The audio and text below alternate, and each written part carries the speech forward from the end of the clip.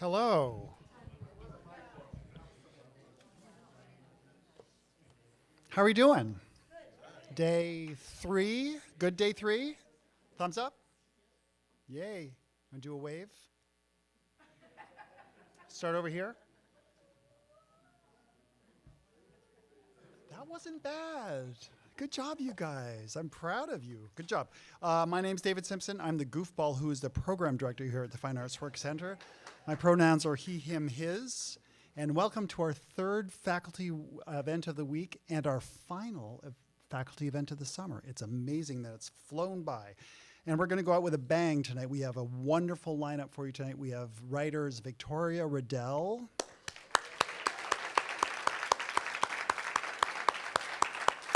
and Nick Flynn.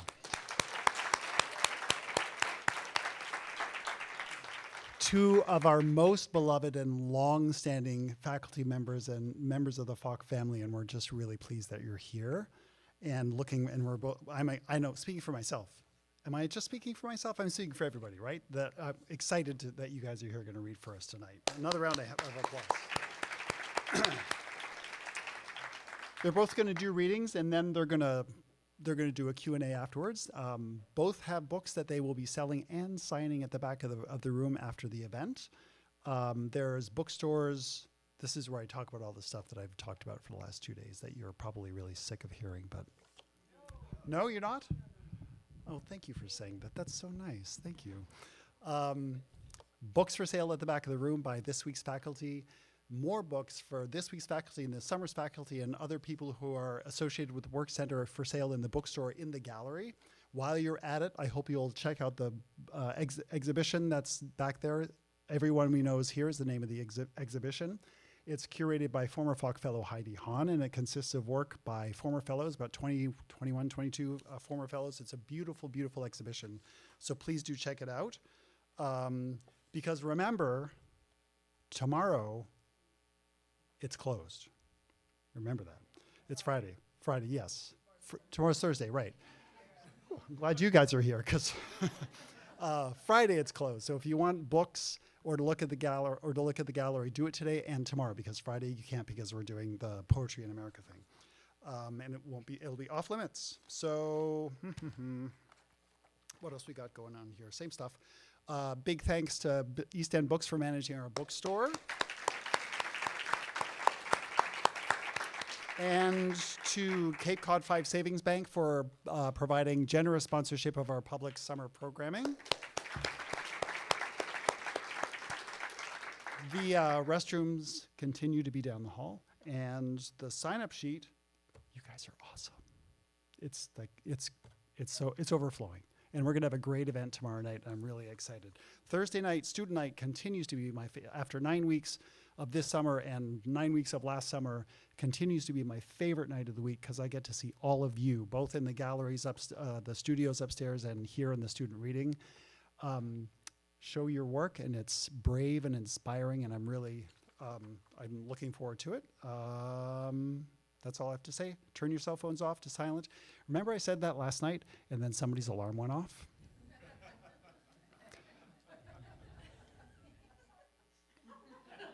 I'm not named. Who said that? So just check your alarms and stuff like that to make sure that they're actually really totally off. So let's get started. I'd like to invite one of Nick Flynn's students, Lisa Baldez, up to introduce Nick. Please, Lisa Baldez.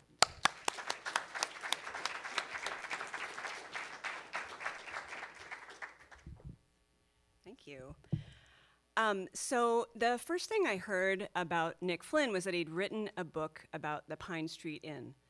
Pine Street is a homeless shelter for the unhoused in Boston. And I knew a lot about Pine Street, not to be confused with Pineapple Street, because my sister-in-law, Kathy, who is a nurse, had worked there for many years. And hearing Kathy talk about it, she went into great detail, but she always said that her favorite thing about working at Pine Street was when she washed the residents' feet. And that says a lot about my sister-in-law. So when I learned that the title of Nick's memoir about Pine Street was Another Bullshit Night in Suck City, I was like, oh, that's a different perspective. But then I read the book and I was moved by how lovingly he writes about the residents. And he doesn't stint on the really bullshit, sucky things about Pine Street. But the way he describes the clients at Pine Street and the relationships that he has with them, he really sees them and he makes you feel what he felt being there. He's not unlike my sister-in-law. And that just goes to show you don't have to be a saint to have a little Jesus in you. Another Bullshit Night in Suck City was made into a film in 2012 starring Robert De Niro. I don't know why he didn't stop there. It has been translated into 15 languages. His other books include This Is the Night Our House Will Catch Fire and Stay, Threads, Collaborations, and Conversations, which documents 25 years of his collaborations with artists, filmmakers, and composers. He has published 5 collections of poetry, including I Will Destroy You. His upcoming book of poems, Low, will be released this fall. He's garnered honors such as a PEN Joyce Osterweil Award, a PEN Martha Albrand Award, and fellowships from the Guggenheim Foundation and the Library of Congress. Kirkus Reviews describes Flynn's work as a collage that mixes narrative, criticism, fantasy, and self-reflection, and adds that his remarkable and daring work has an uncommonly nuanced voice and sensibility. His readers praise the uniqueness and emotional truth of his work and admire the voice and insights throughout his beautiful, brave books. And I know that those of us in his workshop praise his incredible skill, kindness, and generosity in teaching us. So please welcome Nick Flynn to the stage.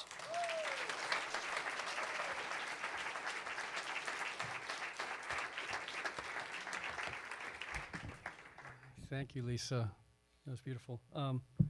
I'm really glad to be here. Thanks everyone for coming. It's so great to be back in Provincetown. We come every year, and Provincetown, the Work Center, it's particularly is like, I don't think I would be here if not for the Work Center.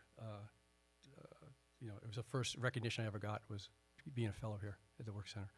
After, I kind of just slid into it after applying for 10 years in a row. And finally, in my early 30s, they were like, okay, we'll let him in. And so I decided I'm going to read something that's brand new, and some of it is even from the workshop, like today. So this is, I always like to be a little off balance when I'm reading, and now I'm completely off balance. I think it's called Hologram. Okay, Hologram. Where I'm from, we build our houses too close to the ocean. I took my daughter there when she was 7, half a lifetime ago now. I wanted her to see where I was from. I wanted her to taste it. How do you build a house on sand, I asked her, and she showed me. We stood on the edge of the ocean, the same ocean my mother had transformed herself into, the houses that lined the beach tilting behind us. Hard to shake that sense we aren't supposed to be here, that sense there's too much water, that it is coming closer. The brain stores memories like a hologram. It breaks them into a million pieces and stores these pieces all over our bodies and even outside our bodies. Recently, in a photograph on the front page of the New York Times, a house I knew was being completely swallowed by a wave. It was this same beach I had visited with my daughter. It was my hometown being eaten by the ocean. The ocean, when it rises up, turns into a deadly white cloud. Now that photograph is a hologram inside me. Still, when I go inland, I become troubled. I forget where the sun is, and all the birds sound strange. I need to be near water. The winter I was 18, a storm destroyed my hometown, even more so than every other winter. Now there are many such towns, but then it was rare. The next morning, all the fishing boats were lined up on Front Street like a traffic jam. Cars floating in the marsh, all the soup cans in the supermarket bobbing in the aisles. I've heard of other stores emptying graveyards to leave other storms emptying graveyards to leave coffins hanging in trees. Everything rises until it finds a place somewhere else, somewhere you don't want it to be. The National Guard was called in to stand at the ends of washed-out streets to discourage looters. They stood at the end of my street to keep people like me away from the broken houses. Even before the storm came and took everything, I was always watching from a distance, stumbling toward home. At a distance, home looked tiny, like a dollhouse, like something you could reach into and pull something from. A chair, maybe, or maybe a tiny woman who was supposed to be mom. Sometimes I'd see how long I could stay away to see if anyone would notice. It was sunset, lights were coming on, everyone got quiet, something was about to happen. Everything happened at sunset as the light was changing. All the doors would open and the mothers would begin calling their children home. My grandmother went to the cabinet under the sink then, her bottle still wrapped in its brown paper bag. The ocean kept getting closer, then pulling back, even if we couldn't see it. I'd slip in after dark, move toward the silence of the kitchen, that one tiny bulb buried over the stove, as if it was the one thing in our house that could never go dark, as if we might forget our stove existed if it were to sit in darkness for even one night. During the storm, all the houses along the beach were ripped open. Some were carried away, broken up, left in pieces. Only one house was left standing, up on its stilts, teetering, like it still might fall. The owners or the police had nailed plywood to the doors and windows and a sign that said, "Do not enter."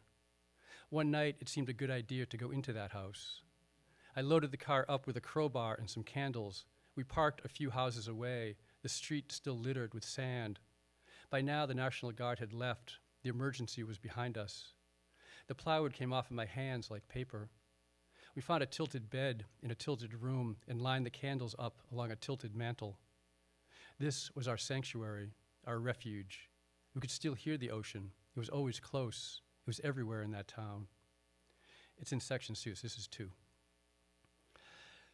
The tides were once attributed to the ocean running in and out through some great hole at each pole, communicating by a hidden subterranean passage shot through the center of the earth. I know this isn't true, but for a few hundred years it was. For a while, this was what we all believed. There had to be a reason the harbor kept draining, kept coming back. If the ocean could return, then anything could return. The sun, your friends, the apples. The trees were bare all winter, then blossoms. Richard and I met at the Moors. We were day waiters, night busboys, garbage jobs, Richard called them. It was the kind of place with salvaged lobster buoys hanging from the ceiling in nets, as if we were eating at the bottom of the ocean. The night waiters made the real money. At the end of the night, they would give us just a little taste of their haul. We spent our afternoons waiting for customers to wander in. But why would they, when the beach was right there, outside our door? Everyone knows where the Moors is, right? It was in Provincetown, just so you know. I thought the work was just fine. I had nowhere else to be. What was my option? I could be just getting off work at the shelter, stepping over bodies on the sidewalk at dawn. It was the tail end of everything. All of this would soon end. Capitalism, this sleepwalk, the world. We were getting our money from machines that talked to us, that asked if there was anything else they could do for us. A prophet was leaving signs all over the city, portents on cardboard in neat black letters written with a thick black magic marker. You know those newspaper boxes you slide a few quarters into and they open? A cardboard sign in the front with the day's headlines. He'd flip this cardboard and write his own headline on the back. The person beside you isn't real. Escape route, this way. Close your eyes, we're going down. That kind of thing. I thought he was a genius. Everyone was taking tests then. Everyone was sleeping around then. Sometimes we didn't bother to go back for the results. Sometimes we didn't want to know. We were all going down. We all had our eyes closed. Those closer to the edge, they never got tested. One morning, the sign on the newspaper box in my corner read, "Secret passage, press button." A little button drawn on the cardboard inside a circle. The thing was, there were secret passages all over the city. It was my job to find them. An abandoned subway station below Government Center that no one knew about. A time capsule from the 60s. A ghost city. This is where we would all end up one day, waiting for a train that would never come. 3. It was as if he'd stepped out of a French New Wave film from the early 1960s. Ray-Bans, striped vintage shirts, a cigarette hanging from his lips. I'd guess he was in his early 30s, though he never revealed his age. I was in my mid-20s, unformed in many ways, though I did live in a boat, which seemed to interest him. We had a lot of dead time to fill, so we talked. I'd been working in a homeless shelter in Boston. He'd come up from New York, where he'd made his money working clubs, Palladium, area, sometimes as a bartender, sometimes making sets. We'd both landed in Provincetown for the summer to get away from something. After we got to know each other, which took about a week, he revealed that he'd fled New York to kick a nasty heroin habit. It didn't surprise me. I was a pothead mostly, though on weekends I could be open to whatever was around. I'd avoided heroin, though, somehow, mostly. That fall, we went back to my hometown. We drove around with my grandmother, pointing out houses I'd lived in. Richard must have been chipping, weaning himself. At one point, we had to pull over so he could lean his head out the open door and puke. My grandmother was not in any way fazed by this. She was not only alcoholic, she'd been around alcoholics her entire life. Pulling the car over to puke was just another day. 4. Everyone was dying then. We just didn't have a name for it yet. And then we began to name it, but the name didn't make it stop. If anything, the name made it bigger, made it real. Everyone was dying. We just couldn't see where they went. And then the rooms got quiet, as if we were just waking up. One morning, there was the sound of an axe on a chain outside our window. I went to the window to look. It was a father trying to break the lock on my bike. His kids were lined up against the chain link fence, watching quietly. I yelled, "Stop," and he waved up at me. I waved back. Then all the kids waved. He put the axe back in his trunk, and all the kids got back in the car, and he waved again and drove off. I couldn't blame him. He was just trying to get something nice for his kids. Everything about that bike screamed abandoned. Richard and I had moved to Boston together and into that abandoned strip joint. Outside at night, the Johns still circled. Our neighborhood was called the Combat Zone. I didn't know yet how to leave anyone outside. That was something I had to be taught. I was holding it together, but not really. We were soap bubbles then. Once we popped, we were gone. Problem solved. You began fading just as I was coming into focus. We held each other in my pickup truck when the test came back, weeping. Back then, that was a risk, 2 men holding each other in 5. Ray would hitchhike up and sleep on our floor. He'd found God, or maybe God had found him. He thought I was Jesus, working in the shelter, washing the feet of the poor. It was true. I did kneel down before them, untie their shoes. Here were the feet they lived on. I'd lift each one gently and place it into a plastic tub of warm, salty water. Everything we know of the body and each thing we encounter in our day slides down and into our shoes. Like those strips we hang to catch flies, sticky with glue. "How was your day?" I'd ask as I rubbed each toe, as I clipped the nails. I was not Jesus. I was not even Paul. I had no earlier life. I was a block of flesh moving through time, a blunt instrument, a tool. I might have been the guy who gave you the coat off his back, but the thing was, I had the key to the coat room. I'd just lift another one tomorrow. I was not Jesus. Richard had been positive for a year or so, but we knew he'd never die. Ray offered to cure Richard, but Richard said, "Keep your fucking hands off me." 6. Let's see the time. I'll keep going, but I just want to see what time it is. We're good. Morandi painted the same 5 bottles year after year. We can imagine that his entire life was these bottles, but this is not true. Each day, when it was time, he'd arrange them on the same table, maybe move the blue one to the right, maybe open the shade a little more, and then begin again. I wonder sometimes if that's what I'm doing, if that is why you are still here. At the Crown last night, I saw you, hanging by the exit, scanning the room. Blue Monday was pumping from the black speakers, one of the few songs you'd admit you liked. I don't believe in ghosts, but there you were. I wanted to ask, why are you still here, and where did you go? Later that night, pulling yourself with your ghost arms out to the boat, but I was not on the boat. The boat has been gone for years.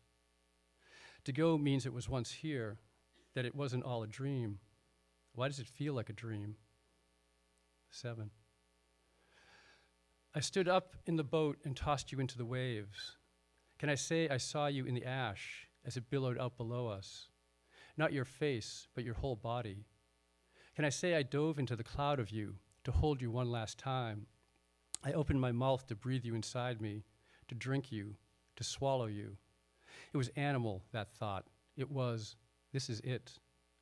It was high tide, too much water. We could get lost in it. We'd have to surface eventually.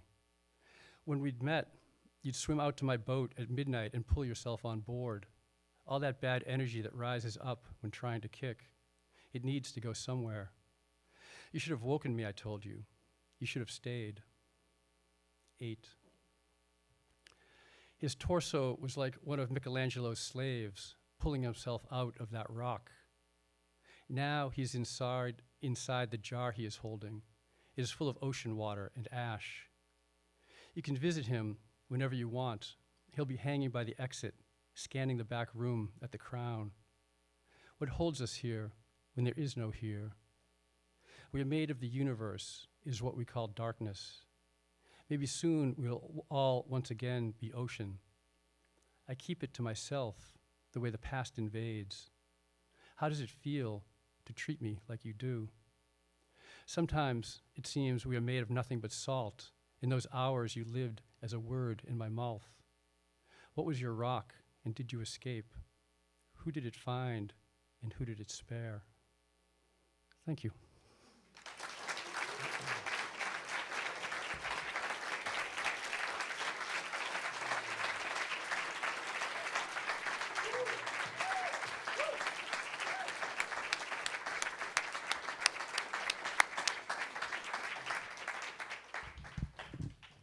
More applause for Nick Flynn, please.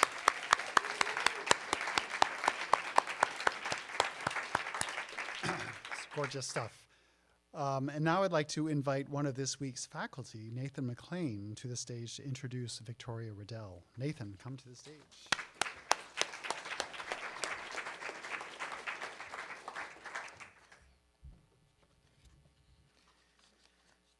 Okay. My introduction starts with a disclaimer. My remarks in introducing Victoria Redel this evening will primarily think on her as a poet and a human, though I am acutely aware that she is also a wildly talented and lauded fiction writer and storyteller, and is in fact here teaching a fiction writing workshop. So, if I whet your appetite for poetry and she reads fiction, don't worry, her poetry books are here too. When asked to exalt her home state of Maryland's, quote, colonial heritage, end quote, for its 350th anniversary, poet Lucille Clifton responded with a poem entitled, Why Some People Be Mad at Me Sometimes. The poem read in its entirety, they asked me to remember, but they want me to remember their memories, and I keep on remembering mine. There is very little mistaking who some people and they are. Collective memory is quite powerful. All across the country, school boards currently argue over what is of educational value to be remembered or taught, and politicians pass legislation over if and how our collective past can be shared with the next generation of young people, or if it's simply propaganda and indoctrination. It can be dangerous to remember, to forget, and the narrative, the history we commit to believing and passing along, at least these days, can very quickly lead to conflict. The Border, which opens Victoria Redel's most recent poetry collection, Paradise, is a single complex sentence detailing a gate and a garden, just 7 lines long, interrupted throughout with M dashes, and closes with, quote, just that rusty gate, the dirt beneath scraped when it hinged open and shut, and some claimed one side was paradise. Characteristic of her writing, the poem in its entirety is wonderfully musical, lush, and precise with diction and detail, measured as it releases information to the reader, but more so than anything else, sets the reader's expectations for what the collection as a whole will ultimately interrogate. It's a poem that's interested in history, collective memory, boundaries, perception, and the stories we tell ourselves. Because if one side was paradise, the implication is that the other side was not, which leads to envy, hierarchy and class, anger, and violence. It's the beginning of her collection, but it's also the beginning, Genesis, revisited, revised. How dare Victoria reimagine the garden, transgression, parenting, genealogy, lineage, and expulsion at a time such as this? To write about immigration and exile, but she does. She catalogs with rich specificity the joys and dangers of being alive and, hopefully, living, which are not exactly the same. Frequently turning a memory, event, or experience over and over in her speaker's mind. For her, those borders continually recur and are broadened or complicated. Borders of access, borders we construct of narrative and language, which become borders we protect, even with force. Borders between the living and the dead, our losses, our lost ones. And the liminal space that can exist between ecstasy, pleasure, and shame. They invite wonder, Redel's poems are evocative, mysterious, penetrating, and nuanced. They invite wonder and discovery. They are, much like Victoria herself, generous, tender, and beautifully deploy craft to enact her poem's concerns, because without craft, the artist must rely solely upon intuition, which, if one is to make a life of this work, is unsustainable. Victoria Redel is the author of 5 books of fiction and 4 poetry collections, most recently Paradise in 2022. Her work has been widely anthologized, translated, and her novel, Loverboy, was adapted for a feature film. She has been the recipient of numerous awards, including fellowships from the Guggenheim Foundation and the NEA. She teaches at Sarah Lawrence College. The Kenyon Review writes that her stories, quote, pulse with their passions and strivings, end quote, and the Poetry Foundation praises the, quote, clarity and suppleness of feeling, end quote, within her poetry. Her readers find her work alternately moving, inspiring, funny, and very true. And I'll close with this.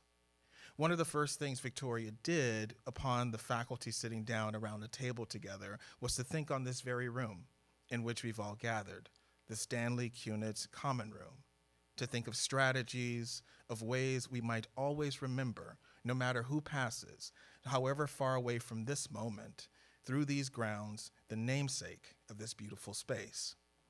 That spirit of preservation is also what the best poems can do, and it's who she is. Surely to offer a reading we won't soon forget. Please help me in welcoming Victoria Redel.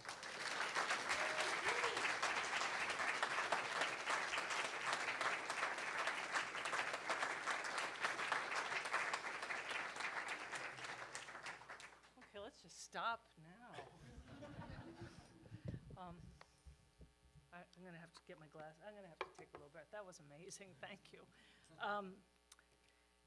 Yeah, it's the Stanley Kunitz Room, that's where we are, right? And those of us who were blessed enough to get to know Stanley and to know him alive are lucky, and those of us who get to, which is all of us, continue to read his work, really are lucky. And there's all sorts of other names. Grace Paley, right? She read in this room. Her last reading, I think, was in this room. So many people. I was just given this book before I came up by my friend Peggy Gillespie, sitting over there, Authentic Selves, Celebrating Trans and Non-Binary People and Their Families. So buy this book too. I'm just pulling out stuff out of my bag. I'm just trying to get my shit together after Nathan's thing. So I'm also nervous because I'm going to read from a new book, and I'm going to read the beginning of it and then skip to a little other section, and let's see how it goes. There's nothing much I have to tell you because I'm going to start at the beginning. You'll get this pretty quickly, but we're in the 1600s. Or maybe you won't get it, but we'll see. Of all the colors, I loved most the release of blue. I loved the effort it took. I loved that when achieved, it was a stable hue, constant. Oh, wait, I wanted to say one thing first before I do this, sorry. I had the good fortune, I've just named the dead, but I had the great good fortune of the living at the Fine Arts Work Center. So, like, Nathan is a new friend that I've met, but Nick, this book that I'm reading from, I had the great good fortune during COVID of being part of a Zoom writing group that would meet, and so each week I would come with a little bit, like I was the little Dickens of our writing group.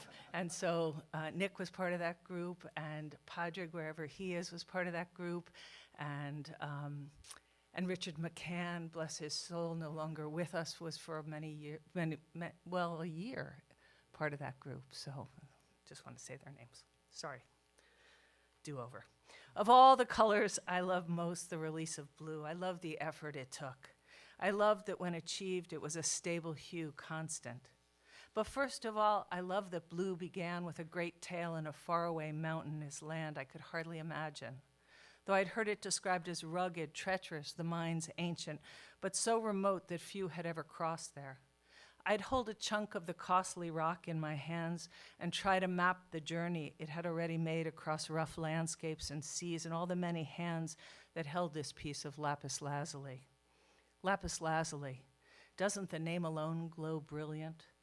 In my mind, I made song of the name lapis, lapis lazuli. I stood above the mortar, my whole arm, elbow, and wrist flexing the pestle in a steady rhythm to pulverize the crystal fine, then finer. I earned my effort. Of course, Maria could have brought her pigment already ground, but I didn't trust that others knew when to stop from breaking down the rock after its first foul release of sulfur. Too often a trader's overgrind made a dullish blue when I worked in the binder. Lapis, lapis lazuli, my whole body sang as I ground and milled rock, moving the particles from the granite to the alabaster mortar, melting the powder with rosins and beeswax, kneading, then sifting the water until I mold the final circle eights, lapis, lapis lazuli. I rinsed and rinsed the sediment to pull the purest, most startling blue. Peter, Peter, Maria spoke softly and lingered behind me. I leaned in hard to mull the pigment silky with poppy seed oil, a dropper of honey. You're this painter's holy secret, she said. Her whisper brushed against the back of my neck. But I've jumped far ahead. Forgive me, though I warn you I'll have trouble keeping this story in a steady line, or that I'll account for all the years. But let me start back before I had words like lapis, when blue was nothing more than the color of the sky or the cracked shell of a bird. Without apology, then, let me begin. I was shy of 8 when I was put out to work. The family that took me in was in need of a boy, so it was a boy I became. Hair sheared, last name twisted to my first. I was known as Peter, Peter Winch, my 2 family names stacked up as one. It was a long time before once again I was Gerda. I was happy to be Peter. I fetched, carried, split wood, rubbed dirty, splintered hands along my woolen pants. I scurried up to the roof to repair tiles. I did my share of slaughter. From other workers, I learned a fast mouth, and I was unafraid to use a boy's bristled tongue. Given a bed I didn't have to share with my 2 sisters, my own yellow coverlet embroidered with lilies, sweet and savory cakes, bowls of stewed meat, second helpings without even asking, already my life was much better. Hunger makes a selfish grabber of the sweetest child, and the promise of a child's belly full will make it easy to turn a daughter to a boy and a rampant liar of any parent. A full belly is no small thing. I didn't for a moment miss the girl I'd been or imagine the woman I might become. I didn't cry once for my mother. I'm sorry, but if I sound cold to you, then know just how soft and polished your poems are. Never apologize, Peter. I can hear Maria scold me even now. You never hear them apologize, she'd say.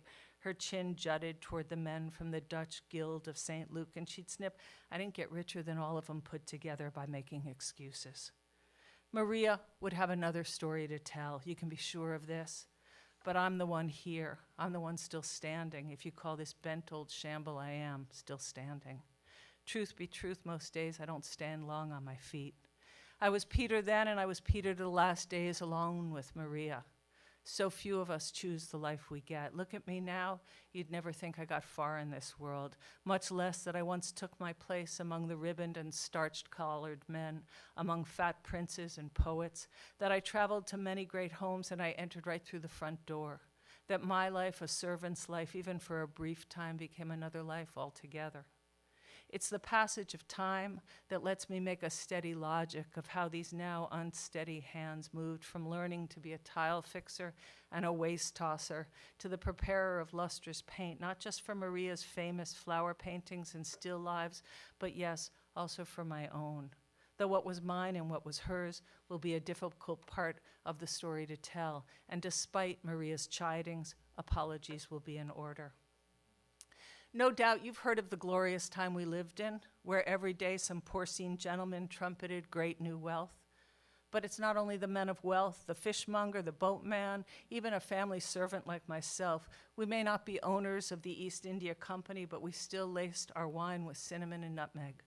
We learned to talk with a slick merchant tongue and a philosopher's loft. We were all bestowed with the blessing of those fat years. Everything wonderful came through our Dutch ports. A crowded harbor of ships arrived with new goods every day. Silk and lace finer than any slipped through our fingers. We had not known what we lacked until we touched the gold and purple thread or wiped the sticky juice of a pineapple from our lips. Then it became our standard. A golden age we were. Of course, we have all of us seen the rare tulips. Even the butcher felt feverish watching the auctions. We, in the rare moment of peace and health, didn't feel any shame to be announced lucky. We remembered war, we remembered plague marks on doors, and knew they'd return. No doubt the pigs and the cattle that roamed the fetid canal streets also heard they were fatter and luckier pigs and cattle than any before. At 17, Maria hardly noticed me. Why would she? I was a child, barely 8. My days were outside, my nights bunked in a shed close to the animals. Though like the other family servant Anki, I ate my meals at the table. Unlike the bossy Anki, who, slowed by a lame hip, busied herself with more opinion than work, I kept to tasks and stayed silent. I had little to say. Mostly I spoke with the chickens and the rabbits. I knew to coo and talk a rabbit quiet in my hands, or hearing a hen's roost cackle, I knew where to find a warm egg, and before she pecked my fingers to keep away, I'd give my own broody growl. I walked the yard, making a high-pitched tuk-tuk, and seeing a raptor overhead, I vibrated a low to imitate the hen's hushed warning. If I was more at ease among the speech of the animals than among people, it was the people I watched. I understood animals. People were the mystery. And though there were others in the house, it was mostly Maria I watched. Every day, all the time. She was the one to notice. Her particular words, the variety of her laughter, the concentration of her fingers as she skimmed or she flicked a board with a paintbrush, the slight pursing of her lips while she painted, the soft hair that laced her forehead. Or later, sitting with the family for a meal, I followed as her slender hand traced the air while she described the cross-section of a rose. It was as if she spoke a magical language, and from her hands bloomed a flower equal to any grown in the garden. I understood that others at the table were just already the stuff of her biography. A minister father, a mother dead, a stepmother, a brother, a sister, their importance, footnotes. What interested me was the determined swift of her dress as she entered a room, her fingers lifting a pale green egg, one I had collected from the bowl, turning it slowly and with precision, letting it roll on the wood table until it balanced half in and half out of a slice of sunlight.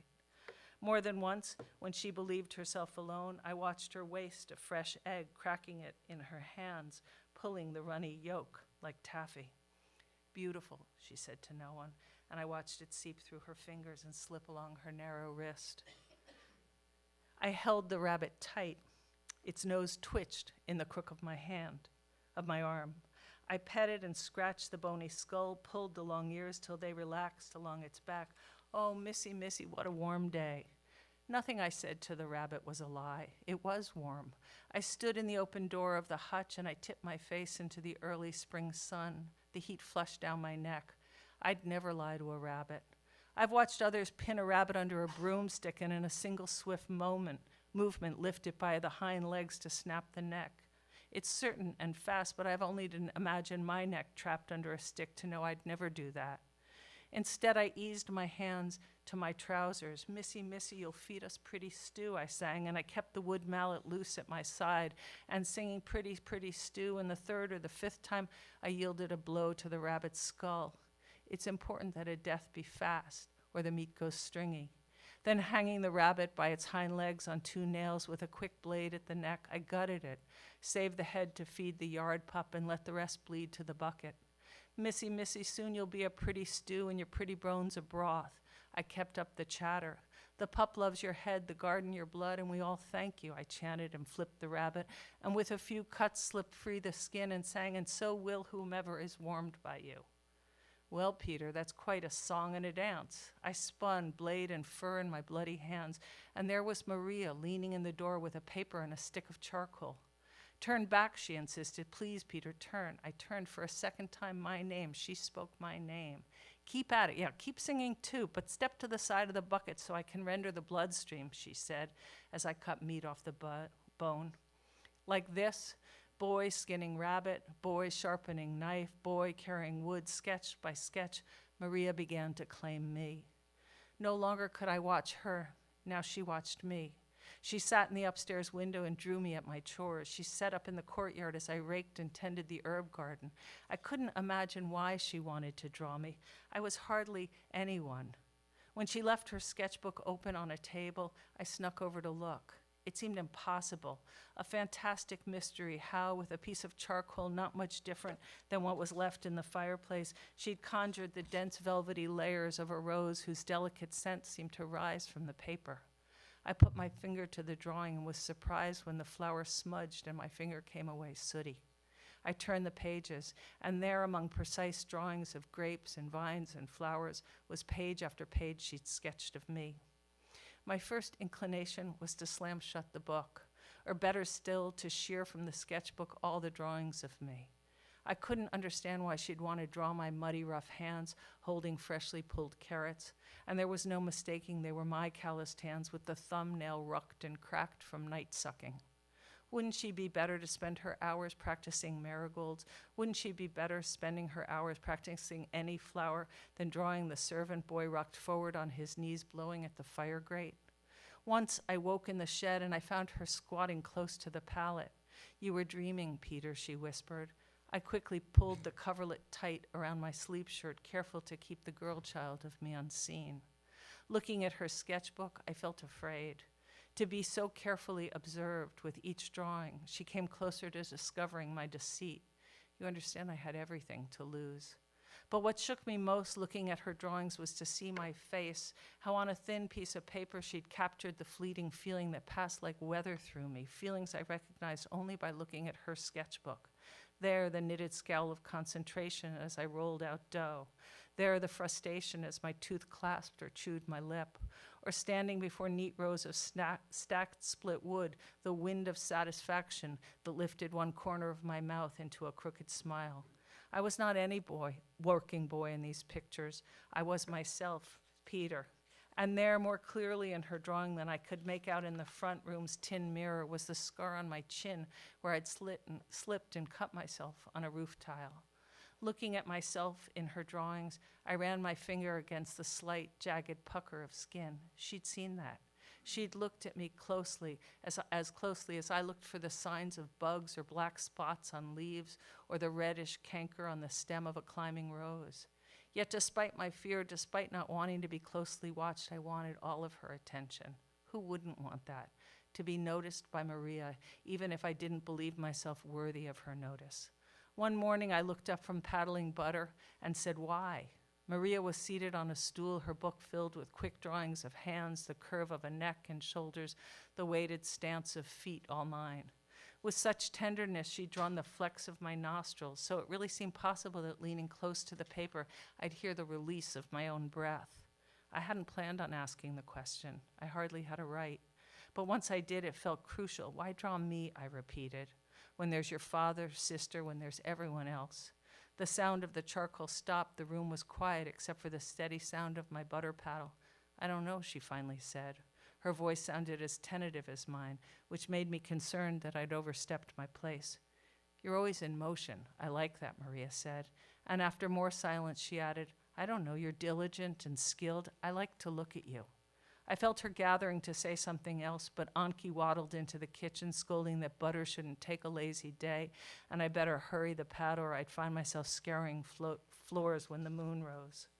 The next day, splitting wood, I tried to hold off from looking up to see if Maria was nearby.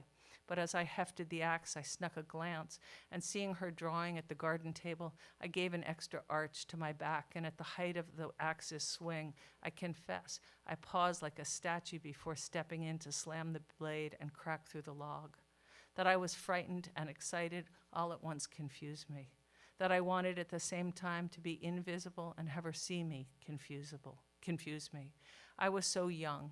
Too young to understand what I know now well, that often the very thing we don't want is what we also most sincerely crave. I'm going to jump ahead to one little section just to see something change. So a bunch of things happen, and then some more things happen, and then Maria's gone away, and she comes home to visit.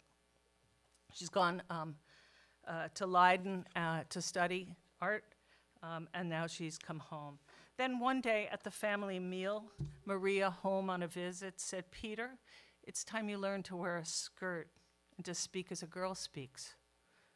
Like that, with a full spoon of pea stew in my hands, the girl of me had been revealed. Hadn't I known it would happen, that all her looking at me was a danger? Still, I was stunned. The cocky boy I thought I was had outsmart all the changes.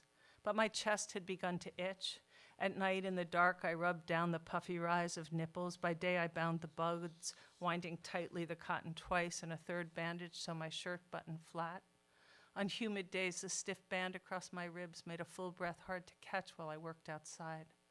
My skin chafed. I worried that if I unbind it at night, the chest would grow. Having washed the family clothes and cared for animals in their rut, I knew to expect my own blood. When my time came, I rinsed the darkened clothes and I hid them to dry under the linens on the line.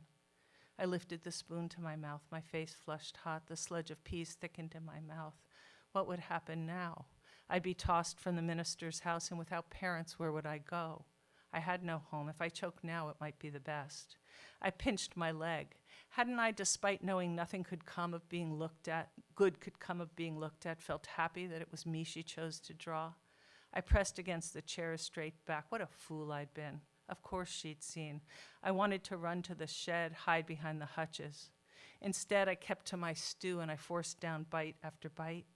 A fly landed on the tablecloth, its filmy wings shuddering. It picked its way across the lace applique, dipped into a wet crumb.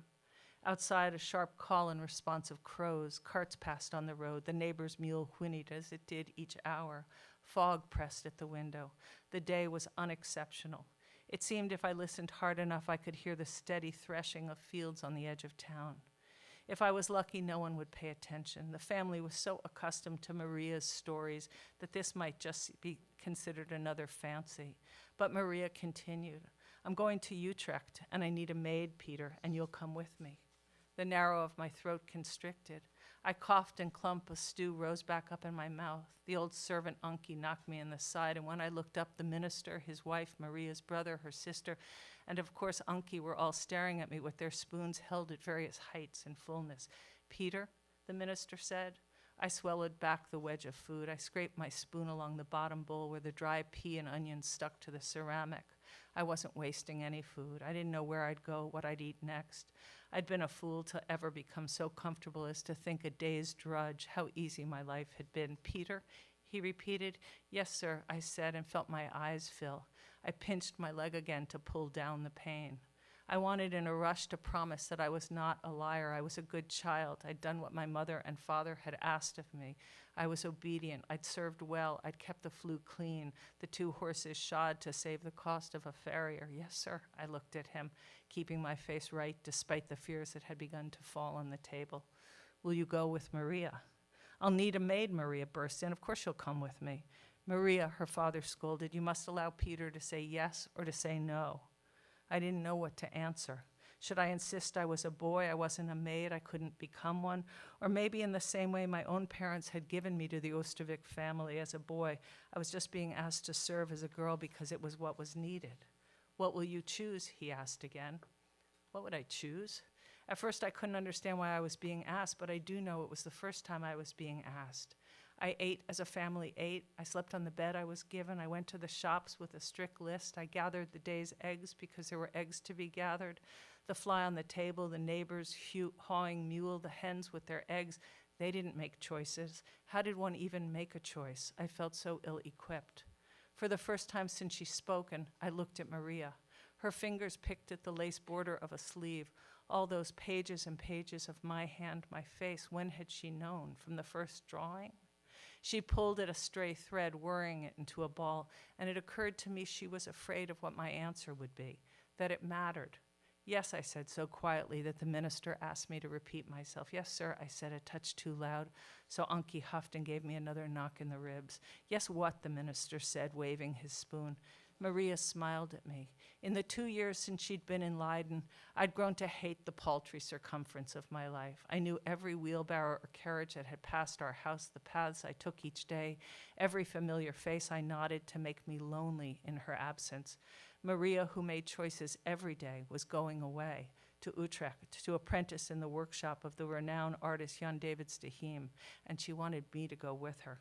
Yes, I said. I did not have to remain in the minister's home, stacking bottles of ink on her desk as I waited for her to return. I'll go.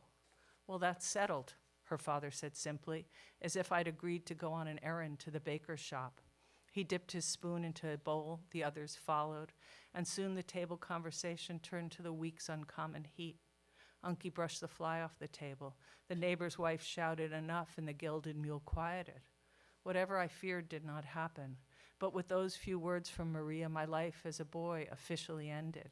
Maybe the biggest surprise was that for others, it hardly mattered. Boy or girl, a servant was finally a servant, a lesson I've learned more than once. Thanks.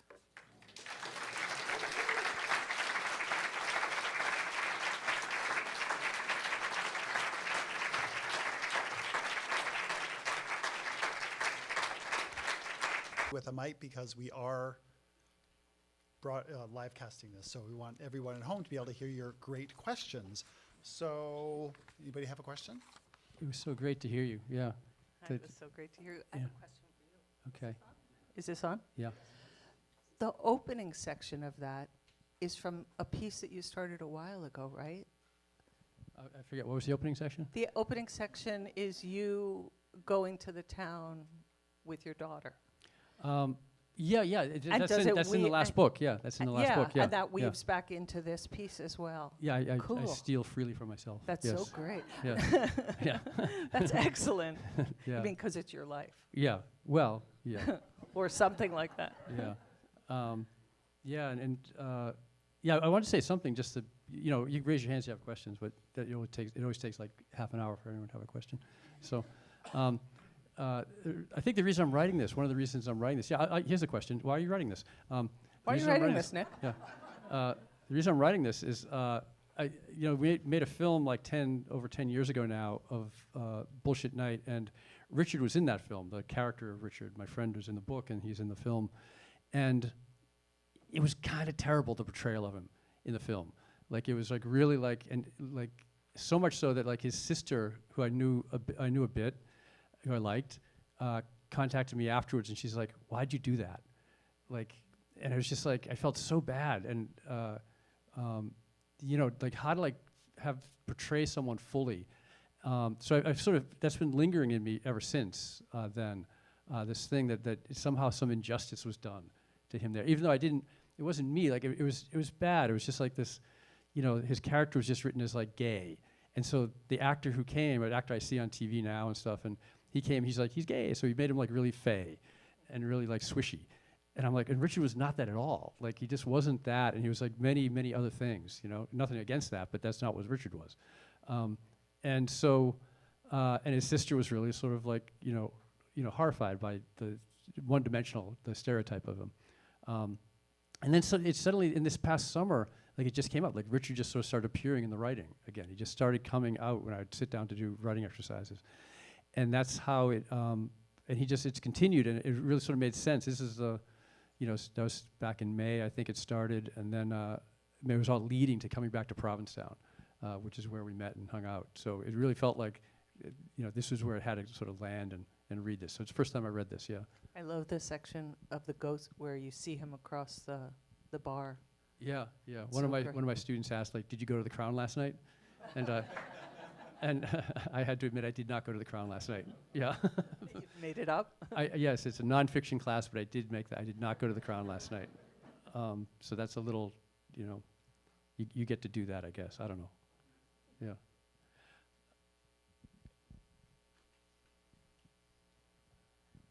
Victoria, can you talk a little bit about the research you did to write historical fiction? I mean, this is your first historical fiction? Well, you know that in class today I said that I think all fiction, all writing is historical, right? We live in this moment, and in 15, 20 years, the stuff of this moment will be already, rotary telephones are passive. But it won't be 1600. Right, but it won't be 1600. So no, The Border of Truth has sections in 1940. I read a lot. I looked at a lot of art. I wanted to learn as much as I could, so that then I could leave it, right? I hope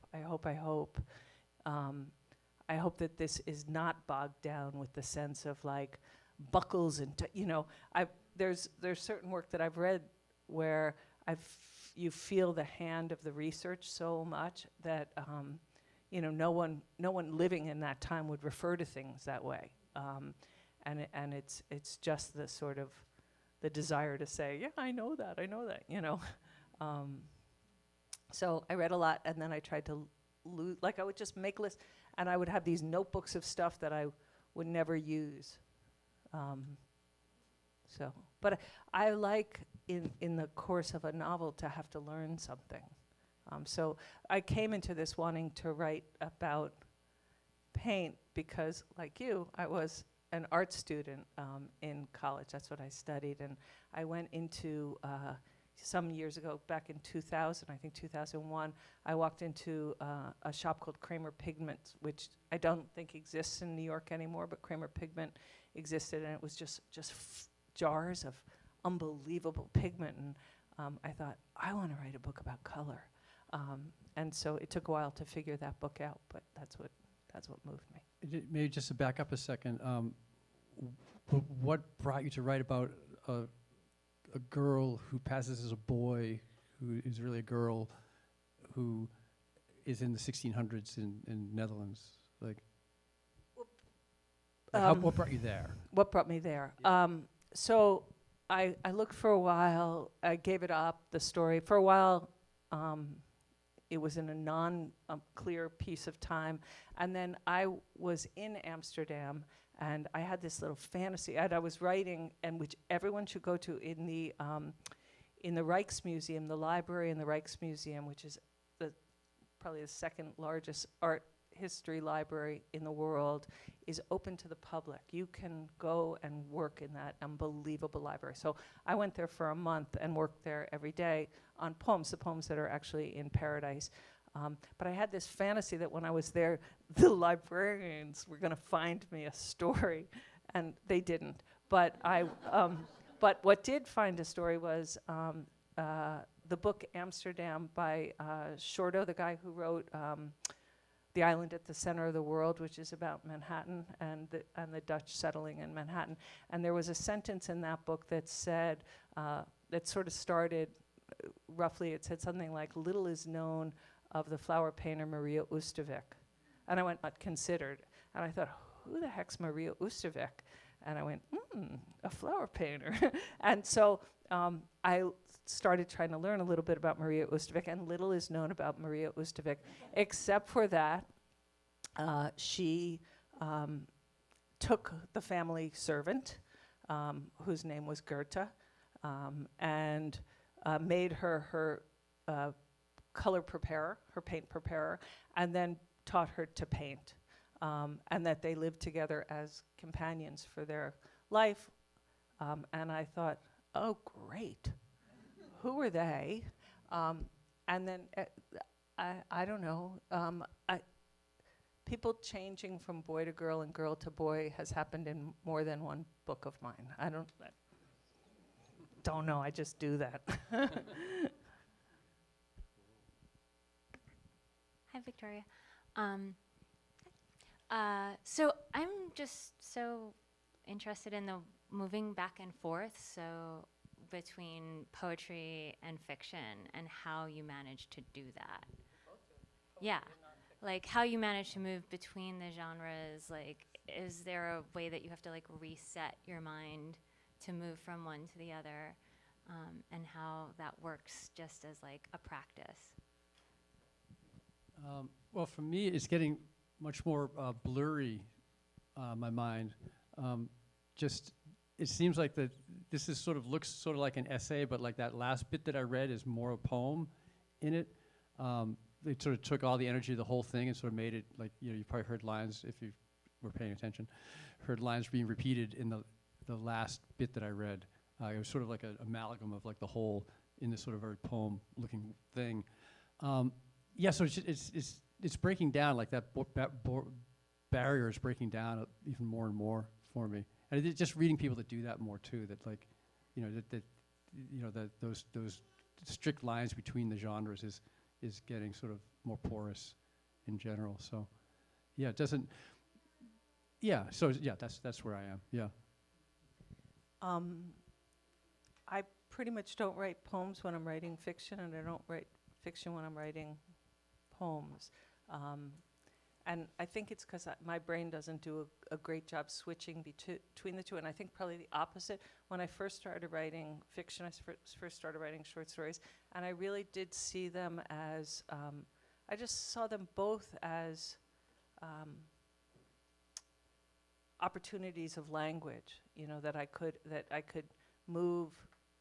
I think my poems sort of think in relation to the sentence. I think I always have made poems that sort of think in sentences, and so it was kind of moving, trying to understand the sentence more, and they got stubbornly longer in the first collection of stories. I thought at first those were poems, and then they got kind of longer, but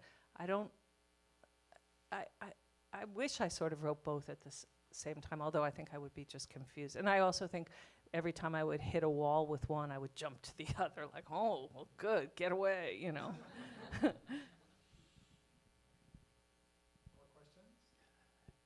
I'd like to just ask something about, or just acknowledge a little bit more our group, our writing group, and just did it start? I mean, from what I know, it started in the group, the book, but it might have started before that. It started a little bit before it, but Yeah. it was kind of foundering. I think it Yeah. started maybe the summer before, but I was then trying to finish. I was like, working on finishing Paradise and doing So stuff. it went for like years, it seemed like a couple of years of not seeing each other much in Right. person, but seeing each other every week. Yeah. And Victoria would just bring in like this like little jewel every week of this book, and it was just like, where is this world coming from? This like, very rich and full and completely like realized world of these characters. Like, it was really exciting to see. Yeah. The whole group was incredible. Like, this book of poems that is coming out of Nick's Low pretty much was born. Yeah, the whole and thing, yeah, I the read whole thing all in the group, yeah. got written in that group. So every week he would come in with a new draft of a poem. And that was sort of that was kind of our rule for ourselves as a group. We would just come in and read to each other. And the group, whoever was in the group that day would have, the total amount of time was 15 minutes. So you could kind of, if you read for 5 minutes, then the rest of us would talk for 10 minutes. And if you read for 10 minutes and we would talk for 5, you kind of had your choice. If I was the timekeeper, yeah. And and then if certain other people were the timekeeper. Other people would not be so strict. And then people would call in the rules again. But it was such a, it started first as a kind of like a little bit of a friendship group during COVID, and then moved into this writing group, and it was a lifesaver, Yeah, so the upside of the pandemic, yeah. A bunch of books will have come out that got written during the course of that for Yeah. a bunch of people. And I know there's a group of folks here from my workshop last summer who have continued with a group, who have like a group that they've formed. They've sort of been going on. I think a lot of them maybe are in your workshop, maybe. Really? Maybe they are. I don't know. Raise your hand, stand up. No, that's okay. I don't want to put you on the spot, but I see you. Yeah, okay. Yeah, we got one over here. Yeah, this one here. We gotta wait. I guess you gotta wait for the mic. I guess. So it's Were there any books or films or things that you read that helped you formulate a voice that you felt really confident with? That spoken word would be something that would really be true to a young girl, boy at that age and time? No. No, I don't know. I don't think she sounds like a girl probably of that time. I don't know. Or boy, Yeah, or boy, a person of that time, a kid. I don't I know. really loved the voice, and I was Thank you. curious how. Yeah, you did Thanks. that. But I think, I mean, finding voice, right? That seems central, right? Like if in hearing each of the sections that Nick wrote, you know, the voice is so key in it, right? I mean, and I'm not even sure. I don't even know what voice is, but yeah. But go ahead. Yeah. I know it with yours. I know it with like fiction with yours. I mean, it's clearly, I agree that the voice, but like with what I do, I was like, I don't think I have a voice. Nick, sorry. would you like us here? Your voice on the page is not the voice of Nick moving through the world. Your voice in there, in prose sections, doesn't really. In my head, it is. Wow. Just in the world, I mean, you sound bright, but you sound brighter on the page. No, the voice on the page is I mean, for me, one of the miracles of Nick's voice on the page is how it spins and how it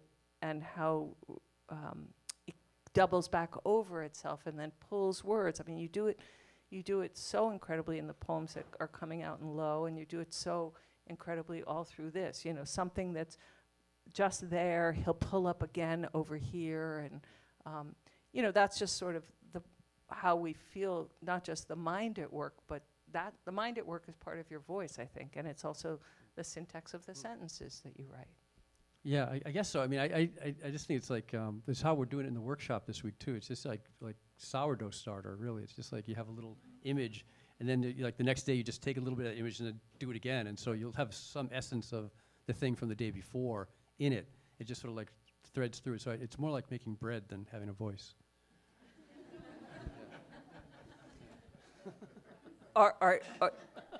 The review will say, Nick Flynn has a yeasty voice. And that's a great place to start.